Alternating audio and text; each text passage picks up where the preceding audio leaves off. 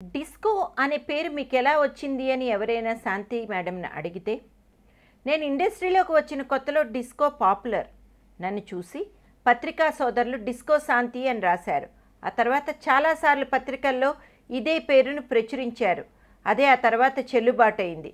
డబ్బున్న కుటుంబంలో పుట్టిన మీరు కష్టాలు పడ్డారు, అలాంటప్పుడు జాగ్రత్తగా ఉండాలి కదా అని అందరూ అన్నారు.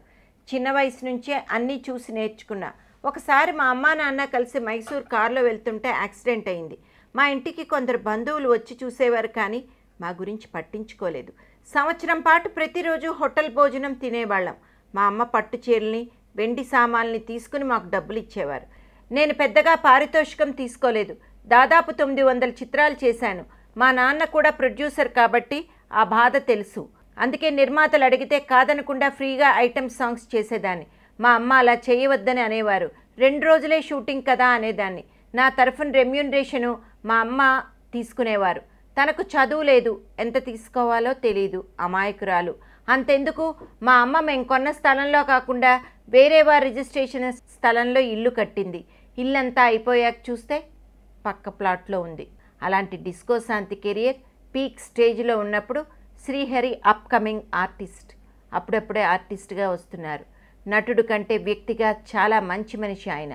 ఎవరికి ఏది కాదని చెప్పేవాడు కాదు. వెన్నుపోటు పొడిచిన వారికి కూడా సాయం చేసే మనిషి. అది నేను చూసా. ఇలాంటి మంచి మనిషి నాకు అన్నం పెడతాడన్న నమ్మకంతోనే పెళ్లి చేసుకుంటాను అని చెప్పా. రిక్షా తొక్కైనా నాకు అన్నం పెట్టు బావా, నేను తింటాను అన్నాను. ఆయనపై నమ్మకంతో పెళ్లి చేసుకున్నా. అనుకున్నట్టే పెళ్ళయ్యాక నన్ను మహారాణిలా చూసుకున్నారు. కానీ పిటి ఏమిటంటే, శ్రీహరి పోయాక మా డబ్బులు ఇప్పిస్తానని సినిమా ఇండస్ట్రీ నుంచి ఎవరు ముందుకు రాలేదు. అదంతా మనిషి ఉన్నంత వరకే. ఆ తర్వాత ఎవరి బిజీలో వారు ఉంటారు. వారేదో చేస్తారని ఆశ పెట్టుకోవడం మంచిది కాదు. ఆయన బెస్ట్ ఫ్రెండ్స్ కూడా అంతే. ఎవరి ఫ్యామిలీ వారిది. బావకు సహాయం చేయాలని ఉండేది. నేను అడ్డుపడకూడదు అనుకున్నా. సడన్గా ఇలా అవుతుందని ఎవరో అనుకోం కదా. ఆ రోజు బావకు 102 డిగ్రీలు ఉంది. అంతకుముందు ఆయనకు వచ్చిన జాండీస్ తక్కువ ముఖం పట్టింది. ఆ రోజు రాత్రి షూటింగ్ చేశారు. బావ మేకప్ మ్యాన్ కాల్ చేస్తే లీలావతి హాస్పిటల్లో జాయిన్ చేసాం, జ్వరంగా ఉంది, సెలైన్ బాటిల్ ఎక్కించారమ్మా, మీరు ఆసుపత్రికి రండి అన్నారు. 9:30కు హాస్పిటల్కి వెళ్ళాను. బాగా మాట్లాడారు. 12:30 వరకు మాట్లాడుకున్నాం. షూటింగ్ కుదరదు, ఈవినింగ్ ఫ్లైట్కి వెళ్దామని టికెట్స్ కూడా బుక్ చేయమని మా వాళ్ళకి చెప్పాను. అలా మాట్లాడుతుంటే సడన్గా బావకు మాటలు రాలేదు. గట్టిగా అరిచాను. డాక్టర్ని పిలిచాను. డాక్టర్లు వచ్చి చూశారు. నేను ఏడుస్తుంటే ఇక్కడ ఏడవకండి అంటూ డాక్టర్లు బయటకు వెళ్ళమన్నారు. నాకు అసలే హిందీ రాదు. అప్పుడు నేను బయటకు వెళ్ళి ఏడుస్తున్నా. మా బావ మేకప్ మ్యాన్ భాస్కర్ దగ్గర నా బ్యాగ్ ఉంది. ఆ బ్యాగ్లో మా ఫోన్లతో పాటు 7.5 లక్షల డబ్బు ఉంది. వాళ్ళు కౌంటర్లో డబ్బులు కొడుతూ తిరుగుతున్నారు. కొద్దిసేపటి తర్వాత భాస్కర్ నా దగ్గరికి వచ్చి, ఏం లేదమ్మా, సెలైన్ ఎక్కిస్తున్నారు అన్నారు. నేను అక్కడ ఎవరూ లేని సమయంలో మెల్లగా ఐసీయూ లోపలికి వెళ్ళాను. కెర్టెన్ తీసి గట్టిగా అరిచాను. ముక్కులు నోట్లో నుండి బ్లడ్ వస్తోంది. మంచం మొత్తం బ్లడ్. గట్టిగా కేకలు పెట్టాను, ఏడుస్తున్నా. డాక్టర్ బ్లాక్మెయిల్ చేయడం మొదలుపెట్టారు. మంత్రులు ఎవరైనా చెప్తే ఒక హాస్పిటల్ నుంచి ఇంకో హాస్పిటల్కి మార్చొచ్చు అని చెప్పారు కొందరు. హైదరాబాద్కు బావను తీసుకురావాలనుకున్నాను. బావకు బాగా తెలిసిన మా ఫ్యామిలీ క్లోజ్ అయిన మంత్రి గారి కొడుక్కి ఫోన్ చేస్తే ఆయన సాయంత్రం వరకు ఫోన్ లిఫ్ట్ చేయలేదు. నేను ఏడుస్తున్నానని బిల్డింగ్ నుంచి దూరంగా వెళ్ళమన్నారు డాక్టర్లు. మా దగ్గర ఉండే భాస్కర్, బాబురావు నాకు కనిపించలేదు. మా చెల్లి సాయంత్రం 4:30కు వచ్చింది.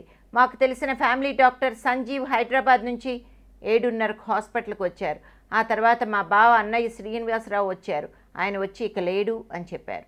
అందరికీ తెలిసాక విషయం నాకు తెలిసింది. ఆయన కళ్ళు తెరుచుకునే ఉన్నాయి. అవి నా కోసమే తెరిచినట్టున్నాడు. హాస్పిటల్లోని వారు పోస్ట్ మార్టం ఇక్కడే చేస్తామన్నారు. మా బావను నాకు అప్పగించండి, ఏం చేసినా హైదరాబాద్లోనే అని ఏడ్చాను. బావ పెద్ద ఆర్టిస్ట్ అని వారికి తెలియదు.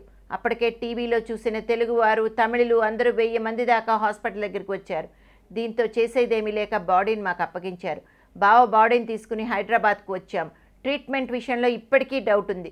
100% రాంగ్ ట్రీట్మెంట్ ఇచ్చారు. డాక్టర్లపై కేసు వేయమని కొందరన్నారు. కానీ డబ్బులు లేక కేసు కొట్టేస్తారు. ఎన్ని కేసులు చూడట్లేదు. పిల్లను వదిలేసి ముంబైలో కోర్టుల చుట్టూ తిరగాలంటే ఎక్కడ కుదురుతుంది? మన దగ్గర డబ్బు ఉన్నంత వరకు అందరూ బాగానే ఉంటారు. నేను ఎప్పుడు అందరితో బాగానే ఉంటాను. మాట్లాడితే మాట్లాడతాను, మాట్లాడకపోతే చచ్చిపోను అన్నారు శాంతి.